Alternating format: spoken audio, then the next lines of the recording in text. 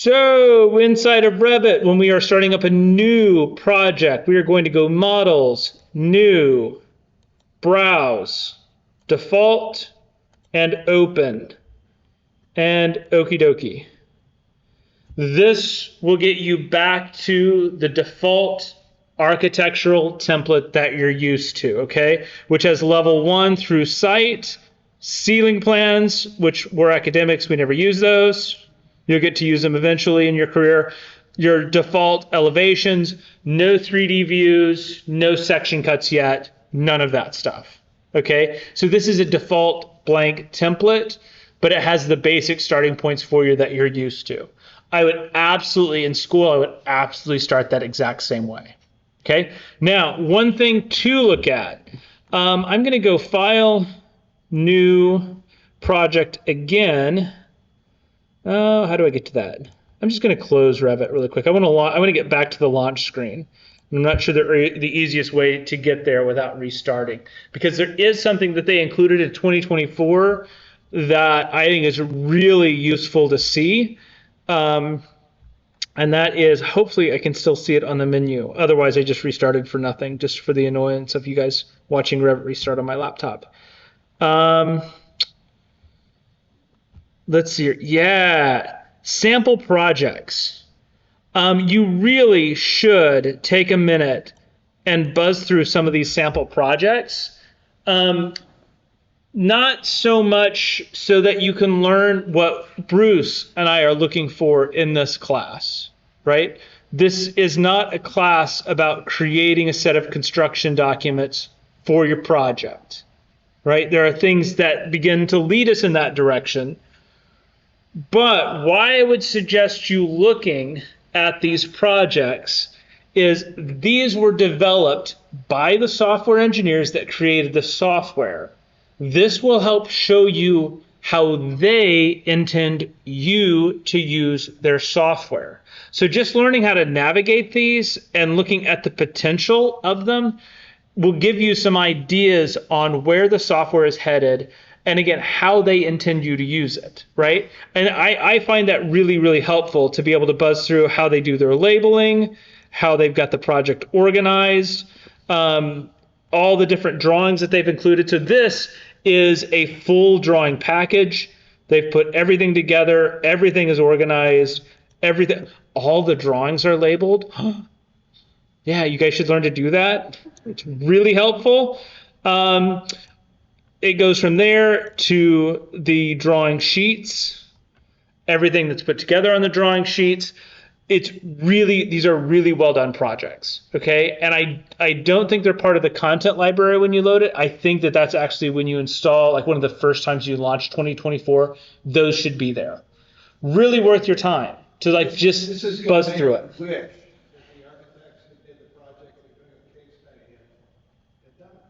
Yes, for sure. Yeah, and again, it's not to say that it's a perfect design or anything like that. I just look at how the developers of the software are showing you how to use the software. That's what this content's about. Cool? Okay, so let me close that stuff. Click and click and click. And this is certainly not necessarily the content Bruce and I are looking for. Okay, we have a specific set of learning objectives. That's where we're going. Yeah. So I'm going to go back here. We're going to go New, Browse, Default, Open, and okie dokie. Now, if you have more Revit 2024 questions, we'll cover them here in just a second, but I want to walk you next through what we are looking for with this site simulation. Okay, so first thing, when we've got a new template and a new project, save as project, put it in your project folder. Let's call this downtown. And I want to mention just out loud because there's at least one of you that had this issue. If you have a secondary drive, be saving this stuff to your secondary drive. This is going to default to save it on the same drive as the software, and you will pack that drive full and things will stop working well. Be sure to change where you're saving to. Yeah, in short, if you've brought your computer in the last 2 years, you probably have a single solid state drive and you don't have a choice, right? If your computer is 4 years old, you probably have a hard drive and an SSD, a solid state drive. You want your software on your solid state drive, your files on the standard older, old school hard drive, right? Because you want your software to respond fast. It's solid state drive, no moving parts. It's no longer looks like a record player, right? So it just depends. Like if you see two hard drives on your computer, figure out which one's your solid state. Software goes there, your operating system goes there. Do not do what some of the second years did. I didn't even know how they did this last spring, but they installed Revit on their OneDrive. So they installed Revit into the cloud. Yeah. Didn't? No. And not only did it not work, it created all kinds of licensing problems and we've already had, I think there have been 2 people so far this semester that have had licensing problems. If you haven't figured out Revit, I'm going to put this on YouTube too. I don't care. I tell John, our educational rep, on a regular basis, they have royally mucked up the licensing system in Revit for students. For professionals, it's great, right? It's fine. But for us on our end, it's just a hot mess still. It's gotten better, but if you're having licensing issues, you need to get it fixed now. Sometimes it takes about a week of back and forth for us to get them fixed. If up here at the top you see something like, what does it say? It will, like in some cases, it'll give you a countdown. You have 19 days left on your license. This semester is longer than 19 days. You need to get it resolved now. It's true. At this point, you want your semester to be longer than 19 days, probably forever, right? So watch for that. If it says running in viewer mode, I think is what it will say, you are not going to be able to save anything. That basic or demo mode, it might say demo mode, and that it will be saying that up here at the top. You should see if it's logged in and working correctly. You should see your name right up here in the top. Okay, whatever your Autodesk username is. Make sure that that's up and running.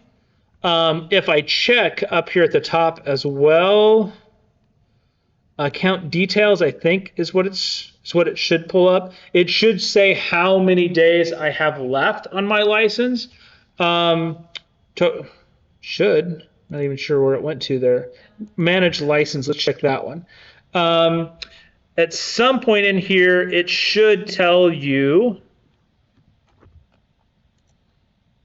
how long you have underneath the current license.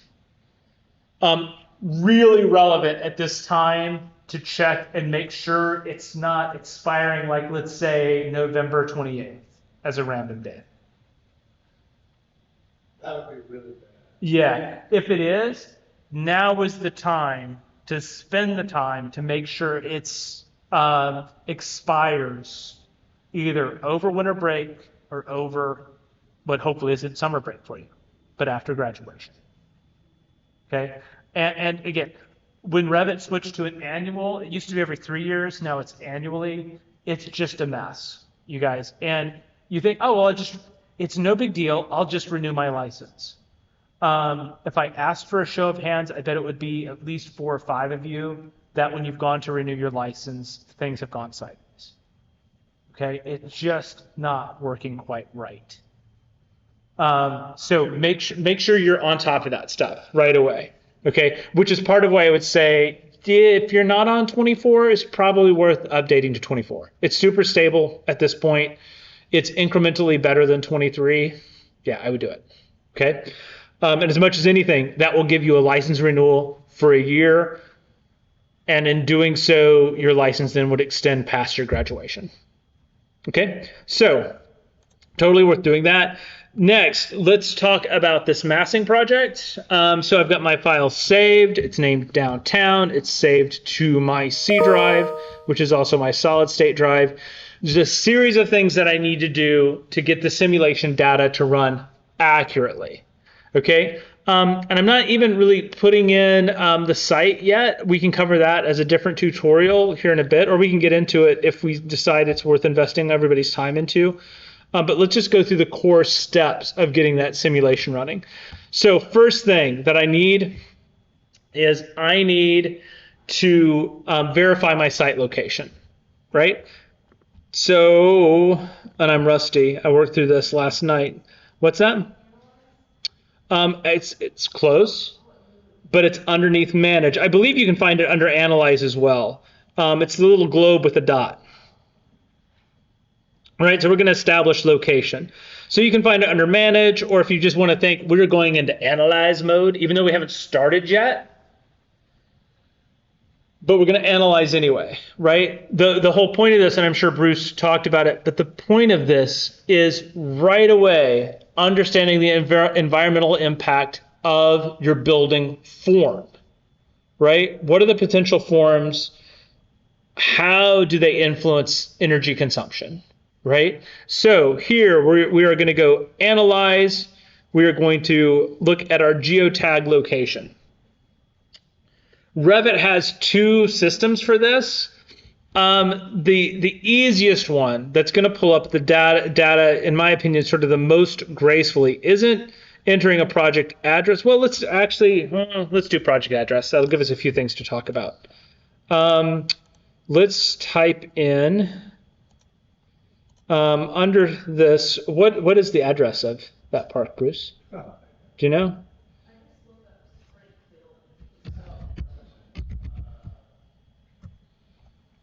Well, let's look at how to do that too.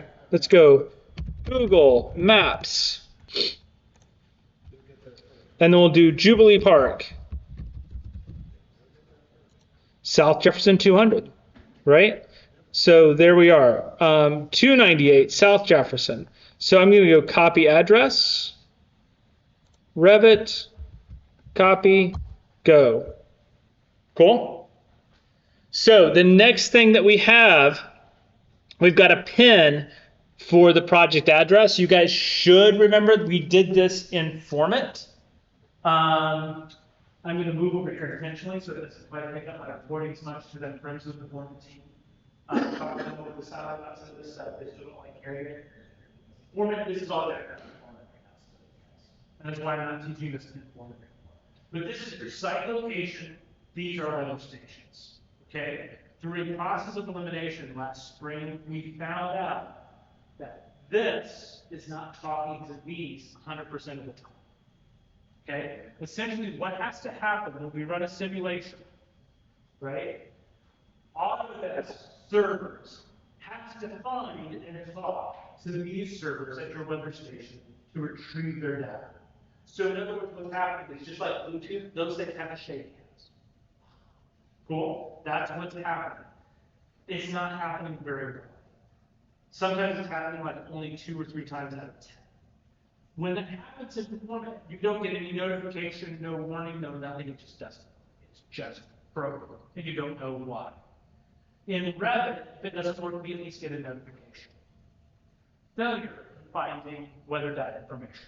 The solution to that is you run the thing again. And then when it fails, you run it again, and you run it.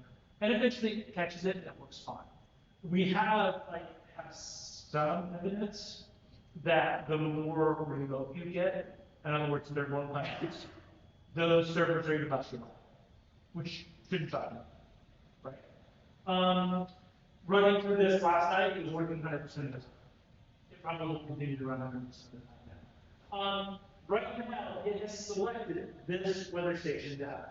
And my guess is that someplace, obviously that is on the southeast side of Springfield. I would far rather prefer a site that followed at the airport. It is more similar terrain. It's flatter.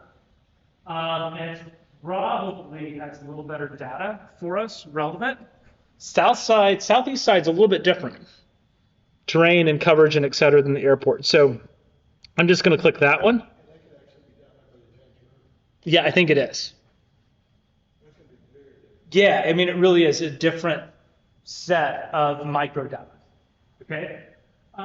So this is your starting point, right? So this is my location. That's my weather station. Okie dokie. We now have latitude, longitude set by doing that. So when we turn the sun on, all that stuff, we have that information. We now have collected weather data so that when we run the simulation, it is running the simulation against that microclimate at the airport and macroclimate. It's really both. Cool? Okay, next. To run the simulation in Revit, we are not, absolutely not using the standard building tools. Do not use walls, doors, windows, stuff like that, okay? First, your design should not be there yet, right? Second, it's better to let the software make those assumptions now and then respond to that moving forward as a design than it is like, well, let's try and make the design and then let's run the simulation, right? Using the simulation data intelligently says, well, let's create something generic. I think this is what I want to do with my building. Let's create something generic. Then let's look at the data and see if I'm going in the right direction. Let the data inform my design, right? Going the other way around, once you start getting to a certain point in your building process, okay, once you get to a certain point, you are turning that over to either an engineer or an architect that is specialized in running simulations to tweak your design. But we're getting into the fine details of your design at that point, right? How and where to put insulation, which matters, right? And it's not always more is better. Sometimes less is better, right? Because it depends on lighting, number of people, all those kind of things. So we need it to be generic so that we can let our design evolve from the data. Cool? So the tool that you're using is Massing in Sight. We are not Massing in Sight. I'm sorry. Ugh. It's early in the semester, y'all. We're going to go component, model in place, and this is the massing that I wanted right here. Mass. Component and mass. Okay? From here, I am going to say, okie dokie. It will give me this warning. Revit has enabled show mass, which is great. We do want to be able to see what we're working on. I'm going to leave the name mass 1. Totally cool with that. I'm going to say okay. At this point, I should have something that gives me my site boundaries here on Revit. I'm not going to go through that. If you want to see that one, how to build that, we can go back through it one more time, but I'm guessing most of you are good with that. So from here, I'm going to use my simple line tools to draw out my basic footprint of where I want things to go. I don't know why it wants to go this way, but it seemed like fun. Okay, so basic footprint. How the massing tools work, if it's been a minute for you, and this isn't custom component that I typically teach you all in second year. This was mass, okay? And those tools are a little bit different. This, you're going to trace out your footprint. So I'm switching to my three-dimensional view. I'm going to select that, and then I'm going to say create form, right? So you're working 2D to 3D with this set of tools. I know for sure this is going to be a 3-story building. Some of you are going to sneak this into a 2-story building. Most of you are going to find that this becomes a 3-story building, okay? For sure. So also, most of you are going to find that a 3-story building is not 30 feet. Unless you want like 7-foot ceilings. And I'm going to guess none of you have been in a 7-foot ceiling room unless you grew up in a very small apartment or a very old house or something like that, right? 7 is like when the doors open, it's also the ceiling. Okay? And I've done those, right? Because I'm old, right? And when I graduated college, my first house had wheels. And we set it down because I lived in the country and that's what we could afford, right? And every time the wind got to about 50 miles per hour, we'd feel it lift. It was lots of fun. Okay, but most of you probably haven't experienced that. So 36, 12 foot probably is a good default. Maybe 40 if it's a 3-story building, might even be 42, 45, something like that. But that's a pretty good starting point. Okay, next, really at this point, that's about all I need. She's like, well, but I'm going to slope the roof this way or that way. Yeah, no, you're not. You want to grab a piece and pull a piece up, different than other pieces? Yeah, I mean, you can. So to do something like that, like I can grab an edge and start moving an edge around, and I can grab another edge and start pulling it down, and I can start working a shape. I can also grab points. But especially for the first pass, I wouldn't do much. I wouldn't do much. Second, third pass, yes. Absolutely. Right? So this is the point of this, is to quickly evolve these things and see what it does, right? See how those changes impact where you're going. Cool? So at this point, I'm just going to say finish mass. That's simple. That's simple. Keep it simple, y'all. Keep it simple. Because we're really interested in what's the data going to tell us, right? So the next thing, right now Revit doesn't know this is a building. Revit might be thinking this is a really large table. Okay, so we have to give this an identity as a building, and you do that by selecting and going to mass floors. Once I say this mass has these floor levels, now it knows it's a building, okay? So right now I'm going to say level 1, level 2, and okay. Then I'm going to say, oh crap, I knew this was a 3-story building. So we've got to add a third level. Really simple to do. We're going to go to one of our elevation views. Any, doesn't matter. And then I'm going to say, oh crap, this is 10 feet. I've got structure. And this is where you start realizing how stupid the default template actually is. I mean, 10 feet is almost never going to cut it for a commercial building. Right? So I assumed 36. So I'm assuming 12 feet per floor level. So let's change that to a 12. And then I'm going to select it, copy. Already named it level 3, already put it at 24. Yeehaw. Okay, so I have to add that floor in. So let's go back to a 3D view, select mass floors, add level 3. Okay, I now have a massing that is 3 levels and knows it's a building because it has levels. Okay, cool with me? Easy peasy. So we need to go back to the Analyze tab now. And this is pretty well organized to just work right through this as a system. So I've got system zoning. Yeah, question.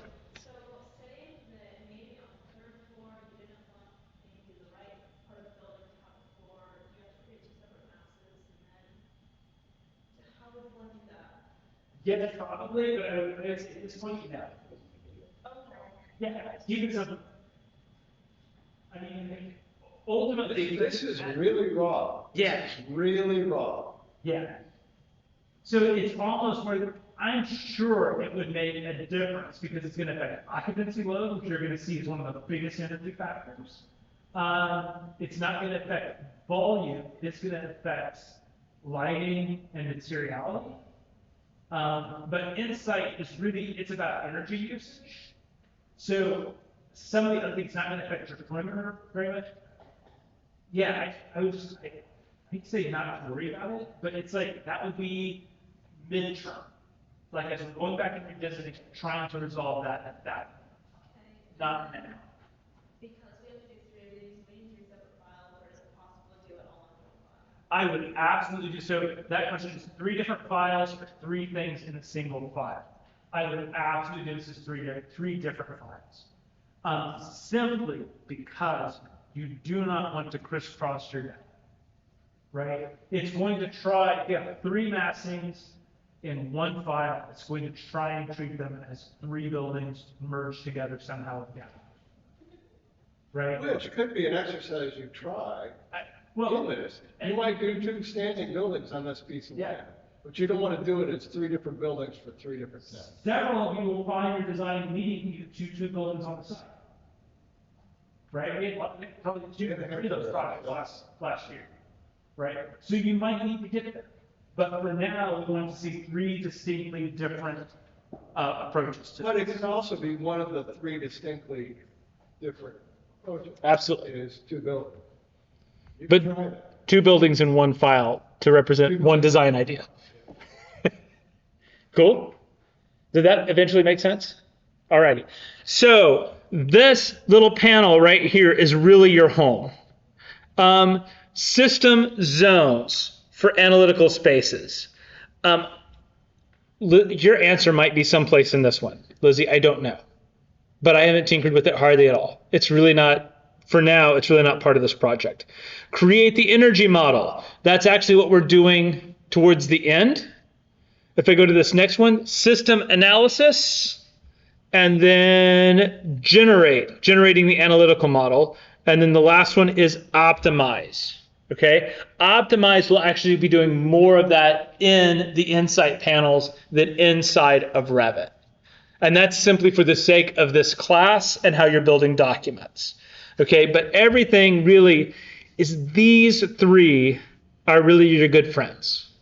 Okay, so if I go here, first thing it's going to say is it's going to basically build a duplicate model. You'll never really see it, but it's going to look at what you have and make the energy analysis version. So we're going to create that.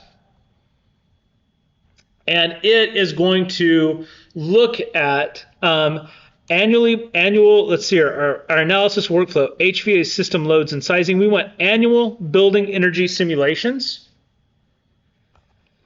And if I go to settings right here, one of the key things that we're going to look through, all of these defaults are okay, right? We can get into them. They're talking a little bit about some accuracy things and how it's making assumptions. What I do think all of you should do is here it says other options and edit, is scroll down to our building type. And underneath building type is a performing arts theater. Seems relatively close to what we're doing. Right? Now, you guys know we have multi-uses in this project. Right? But in terms of a performance theater, your default performance theater is going to have many of the key elements associated with this. Will this have living quarters in it? Not exactly, but it's going to have enough office spaces and things like that that this is going to be close. The big variable factor in this is that this is going to include a lot of people in a single room, right? And that's relevant. That's more relevant than saying, well, it's part of its office, so maybe I should choose office. No, that's not going to get us as close. Now, again, Lizzie, like what you were talking about, well, yes, you can get in and start breaking this down farther and say this part is office, this part is residential, and this part, but we're not there. This is, again, we're still making big assumptions. Yeah. And you are It's comparing between 4. exactly. We are asking you to compare this to that. And when you are working professionally, you should be showing and sharing this early design data with your client, but you shouldn't be saying, oh, look, here's how much it's going to cost to operate your building each year. That would be lying. You don't know. But what you should be saying is, I've got 3 different formal building proposals. And I know you said you wanted something like this, but if you look at these 2 options, I want you to look at the relative cost savings. This is 10% more efficient. This one's 20% more efficient, but it's ugly, so we got to pitch it. Right? You have to be having those conversations with your client. You guys, you have to be. As far as I know, the industry still isn't doing that. By and large, you guys have to be doing that. Okay? It's going to raise your value. Raise your value, you make more money, which is really cool. If you notice, when I change that, also it's changed another important default. Central VAV, heat and chiller with a boiler. Okay? You can change that variable here, but you can also change it in the Insight. That's a better spot to do it. And for right now, I wouldn't change it at all. Yeah, Because you're just doing comparison. exactly. Or if you change it on all three. So keep that as a default, but that's a big one to change. Okay. So here I'm just going to say okie dokie, okay, and then I'm going to say run analysis. All right. The next thing that I'm going to do underneath this Analyze tab is I'm going to come right here to Generate Analytical Model. Click. I'm going to say Use Existing Energy Model and OK.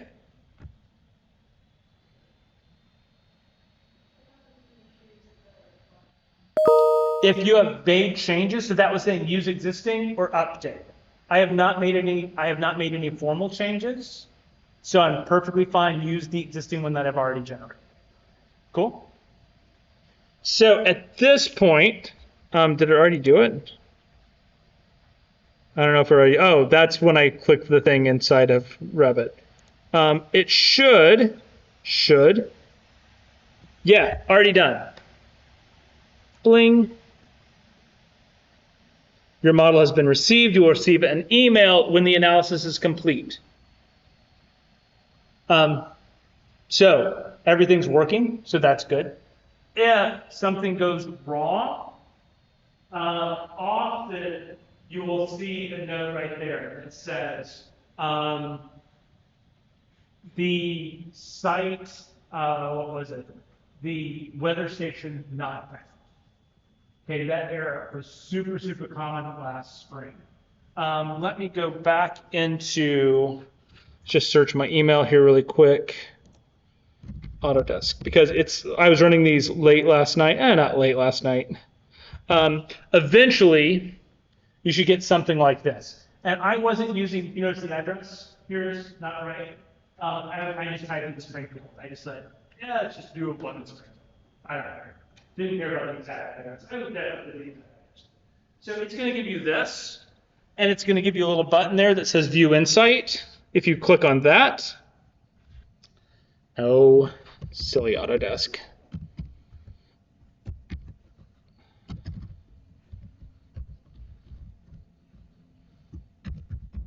Oh, I bet that was the analysis email. Let's see. Nope. Yep. Nope, it's been received. Oh, come on.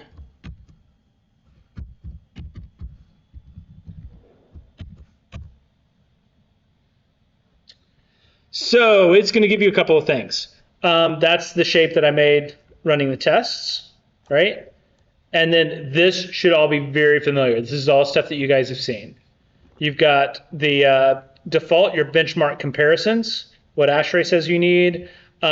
This is the variables that you've created, so you can go forward and backwards as you're working the tiles. First one, if I rotate this form around, it does very little to change, right? Because that was close to a box.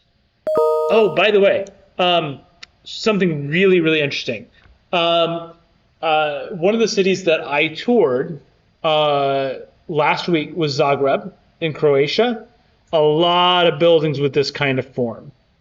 2 years ago, they had a fairly massive earthquake, 6.2, I believe, on the Richter scale.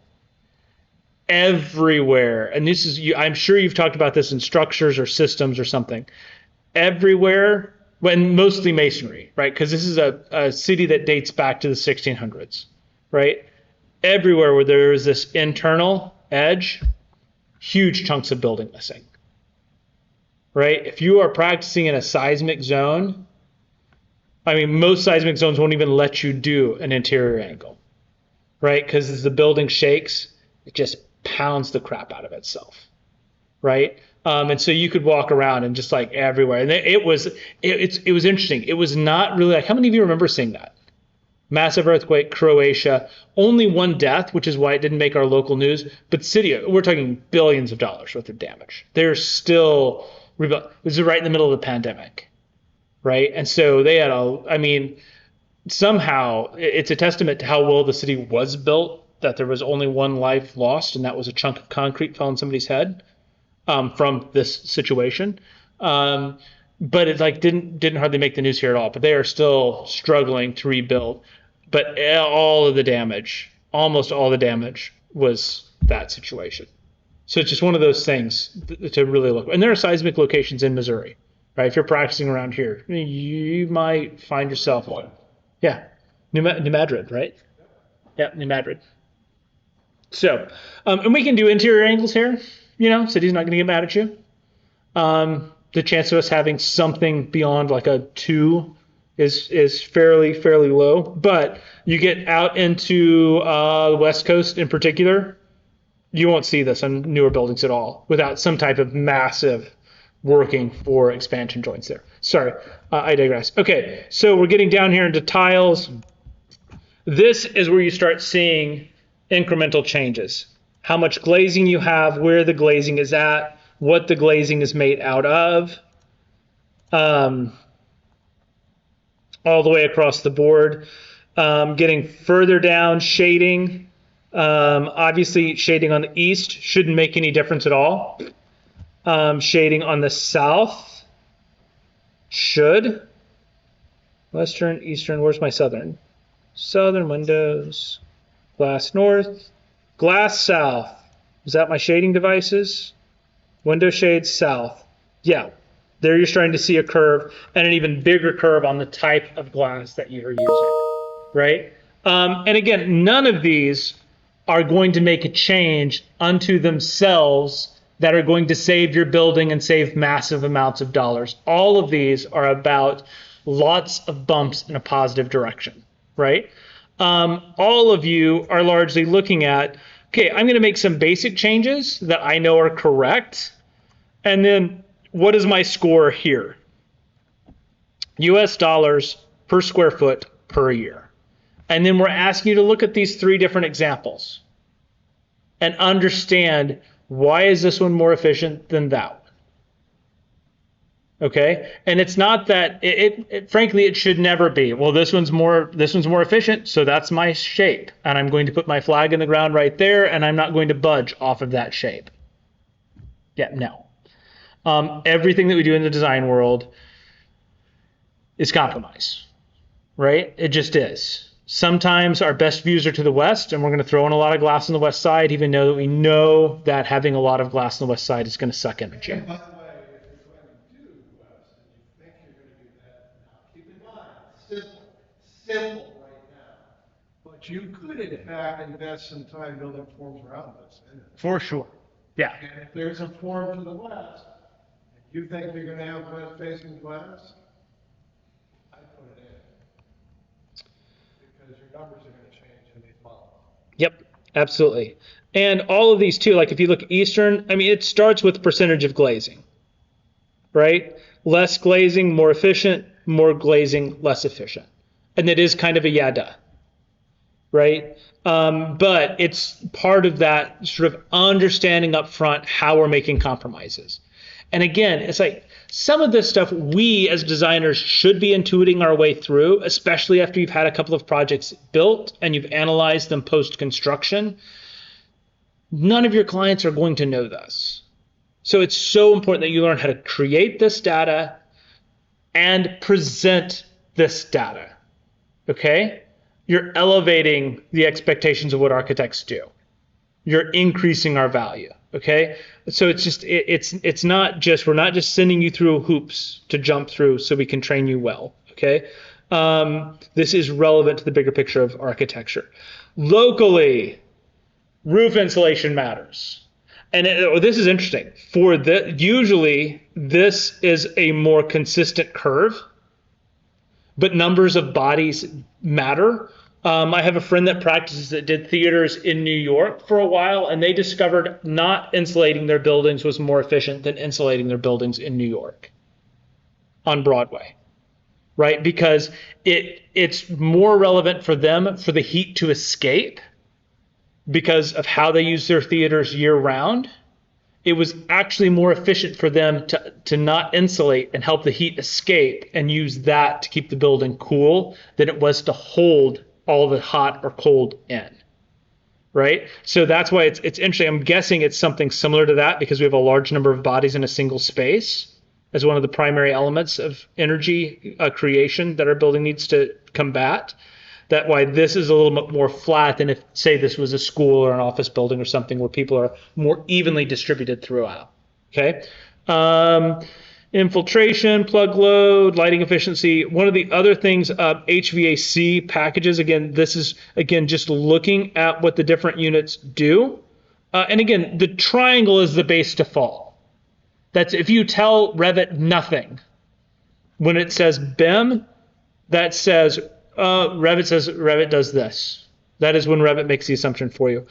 This is the one I always like to show, and I've probably shown this to you before. And this is the evidence that, in fact, humans we're the monster in this whole mix, right? If we just kick all the people out of the buildings, we can make them very efficient. But that's not what any of us are here for. Yeah. People do. Yeah. So it's something to understand. It's not something that's a variable that we're asking for right now. Right? I don't think that, again, at this point, you can say it's a 24/7 building. It's not. Well, no, it is. People living in it. But the main space isn't, right? So this isn't a variable to play around with a whole lot right now. Then we get into photovoltaics, and all of these things are relevant. But again, you're going to see none of those are sort of big kickers in terms of, oh, if I just do this, it's going to save the planet. Everything is about small incremental improvements. And those things, again, this isn't how you build your three options. This is how you build these three things to give you this comparative number. So you can determine, is this more efficient than that as my overall formal thinking? Cool. Keep it simple for right now. Keep it simple. Let this information help you make design assumptions. Now, I will say keep it simple, but if you know something, if you know, I'm going to make a suggestion, I'm not saying you should do this, but you might say, okay, I got along the west base one-way road, and that one-way road is south, and because it ain't south, the west and the north face, I got to make it attractive to people, so I'm going to make an assumption about blazing. Yeah, it's going to be 80%. You know that? Build it in, but build it into all three. Right, and look at what happens if that's a one-story piece, what happens if that's a three-story piece, what happens if that's a six-story piece. Right, what, be not careful, be uncareful, just make big changes and see what you get. Yeah, and understand sort of what we're talking about. Like if you can say, well, I think, everything that I'm seeing is leading me towards a north entry, right? So that would be, I know shading doesn't do much, right? Because that's not where the sun is anyway. But I know that I'm going to have closer to 65% of that's going to be glass, right? Those are some of the assumptions to absolutely lock in. Because when I do that, it does build a variable here, and it does adjust me here, right? So I can start to see those things coming together. Have they taken away the smiley face? No, they have not taken away this. I think they have. It's now, I am still consuming more energy than what ASHRAE 90.1 allows with its default assumptions, right? So just to get to my baseline, I've got to make a series of changes, right? And again, it's not about trying to get there yet. That's not how we're grading. We're grading you really on, have you made valid assumptions? And are you analyzing and putting that analysis to use? Or are you arguing against it for some reason? Yeah. Just because energy says it's the thing to do doesn't mean you ought to necessarily use it. Yeah, you're screwing us all over. Country's developing. Maybe that's a little better for some reason. Or maybe you save in a different way. You are selective about where you waste energy and where you save it. Yeah. Because, we could all do a lot better if we were just Morlocks and lived underground. But the odds are we're not going to do that. Could do some Morlocks. Thank you. There you Some of them don't watch. So they watch Big go. Bang. Gives them something else to look at. Warlocks show up in Big Bang. Yeah. When they play with the fire. Most recent. So yeah, again, this is about creating an analysis. What I am always interested in seeing is, and this we need evidence on this as well, right? We need something that after we have separated you from your project, you have created a document that says, by studying the three analysis, these are the assumptions that I'm making with my design direction. Right? So you've got your TIW, you've got your process portfolio. We've got to see that stuff in the process We gotta see portfolio. it jump from one to the other. And if we don't see that, it will be reflected in your grade, you guys, because we can't. Oh, well, I think I had a conversation with Lizzie, even though she's not in this section, about how she made this and that, and so I think she did it right. You've got to show us. Which Right. is exactly what you're gonna do for your clients. You're gonna take it. And it's what you're gonna do for your engineers, because you're gonna convince them to do what they don't want to do. Because they're happy with Morlocks. They're engineers. They're good with it. Let's put it. We'll shove you all in a group, and it'll be more efficient. But yeah, I mean, sometimes you make a decision that's going to be less efficient. What we're wanting you to see is, okay, well, I've got to offset that. You know, hey, we're going to have to put more photovoltaics on the roof. I don't think there's any question that y'all are going to see in your lifetime buildings have to generate the majority of the energy that they consume. I don't think there's any way that we're not headed there. I think we've got to head there, right? Listen.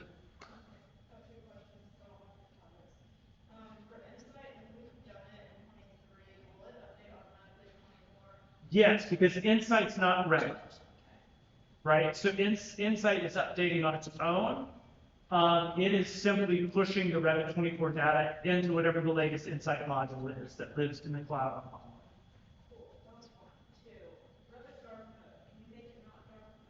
Yes, because it switched to that to me as well, and I loathed it. I'm not sure why. I should have liked it.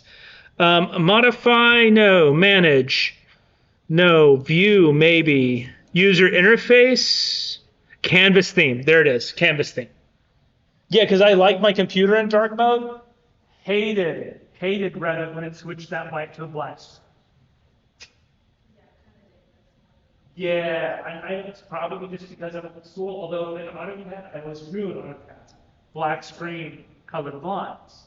Revit just doesn't play well for me. Third one, for our TIW, I noticed that the first assignment said to pretend that you're putting on an 8 month or 11 month, we just be making like another InDesign book for this class that has everything laid out in book form so you can see it. Yeah. I don't want to If you are, in the long run, you're gonna make a PDF of the layer TIW. And it would be easier to start. But you may also run into things that don't work for everyone. So TIW2, you're doing these bathrooms, and you come up and have a half inch, they may not fit on 8.5 by 11. Right, so no, every now and then you can break some rules, and it's just the way it would be. I hesitate to say it, but I'm going to say it. You are doing work. These are work products. Yes, we need to be able to read the work products. Part of reading the work products is you probably don't want to make a 1.3 gig image because it's going to slow us the hell down. By the same token, I would rather you invest your time making a better building than invest your time making and remaking 3 documents. Cool? So, be reasonable. Don't make it so big we can't deal with it, either dimensionally or data gathering. But don't think that you've got to make a beautiful book. I am probably, I don't think David is either, not going to ask you for that book. Now, having said that, I may end up putting it because I've got to show a team expert. The most relevant thing with these books is that we can see your design data very clearly. And design data is everything from renderings to your written thoughts, right? And your written thoughts might be something, yeah, I'm going to write this by hand, take a picture of it, drop it into Word or InDesign or whatever your organizational system of choice is. But it needs to be clear. It needs to be, formatting and all of that stuff. It should be consistent. But consistency and clarity to me are like good friends. But it does not. Yeah, I mean, I want to underline, highlight, draw a red circle by hand, print it out, draw a red circle around what David just said. This is about communicating. yeah. Right? This is about communicating. And what we don't want to do is stop you from using whatever method is best for you. There's going to be a fair amount of computer use this and that. That's where the profession is going. But if you like to sketch, Without. but know that at some point you need to incorporate those in what's probably going to be a digital document. So once a week on Sunday while you're watching a rerun of Friends. Ninja Warriors, scan them in, put them in there. That wasn't the law. Yeah. Regardless, if you put off only more workers in the building until Sunday and you do it, well, whatever.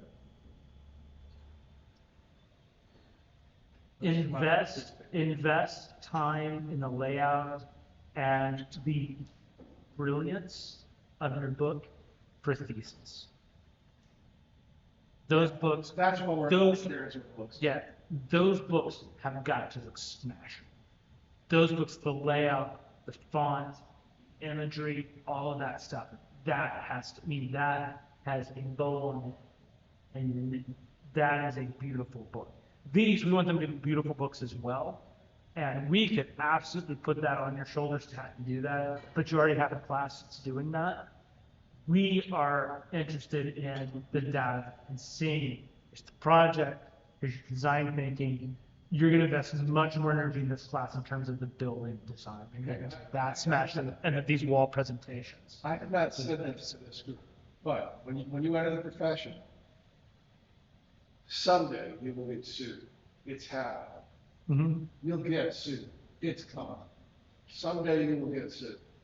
And getting in the habit of keeping a file of what you do will make a tremendous amount of difference on how long and how expensive that lawsuit is.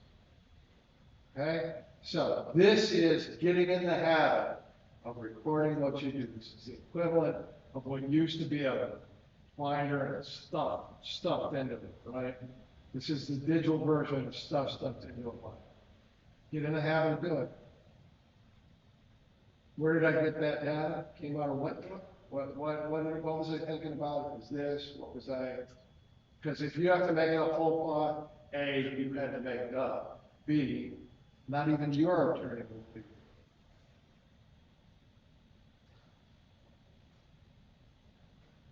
Truth.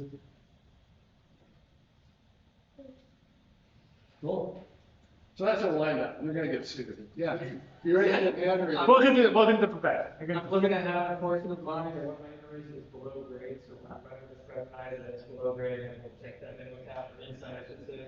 Yes, this will, you can go below grade. You will drive Remember, past below grade. when we said that, so if I make a below grade mass and a below grade form under analyze, and it was this dude, I believe, settings, ground plane level 1, right? So anything below that, it's going to assume it's below grade.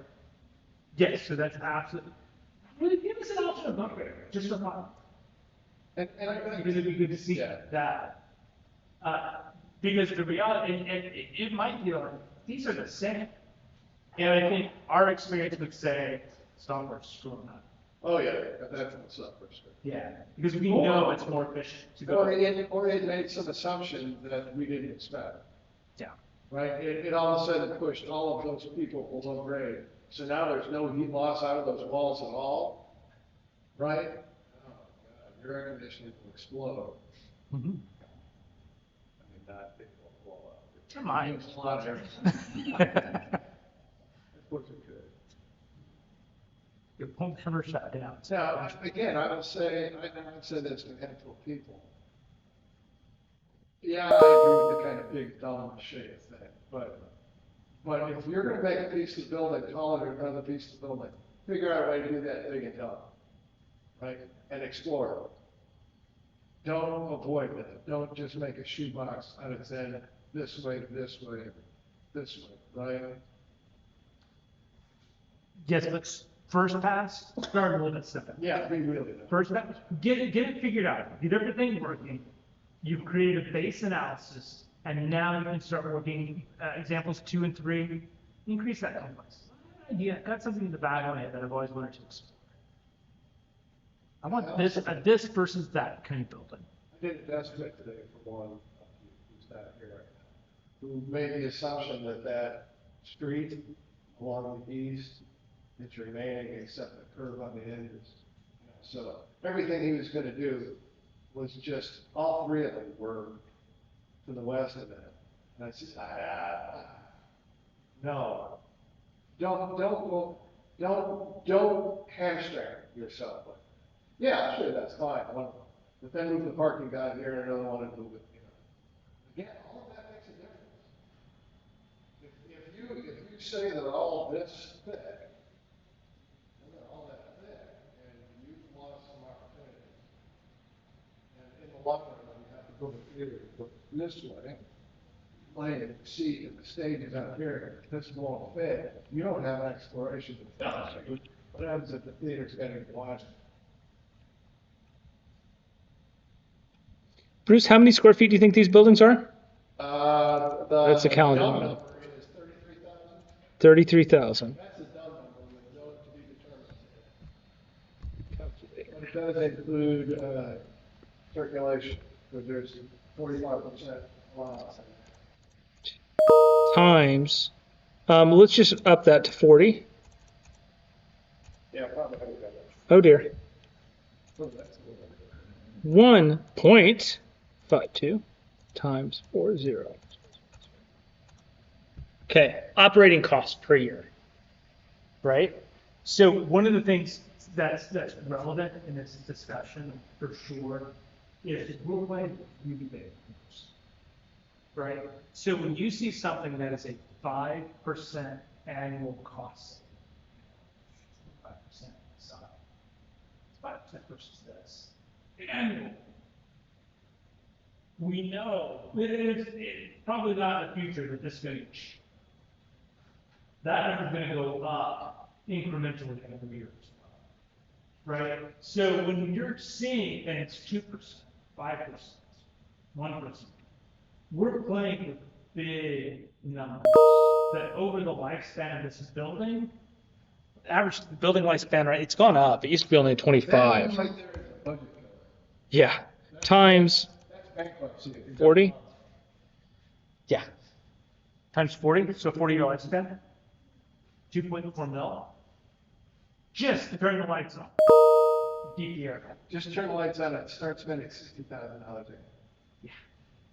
Okay, so like, why this is important business-wise, and why this is important that you're able to communicate these things us to your future clients.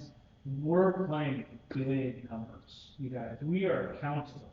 Our early design decisions are accountable for very big numbers. Could tack 10% inflation in costs every 10 years. That number goes up a whole bunch more. Cool?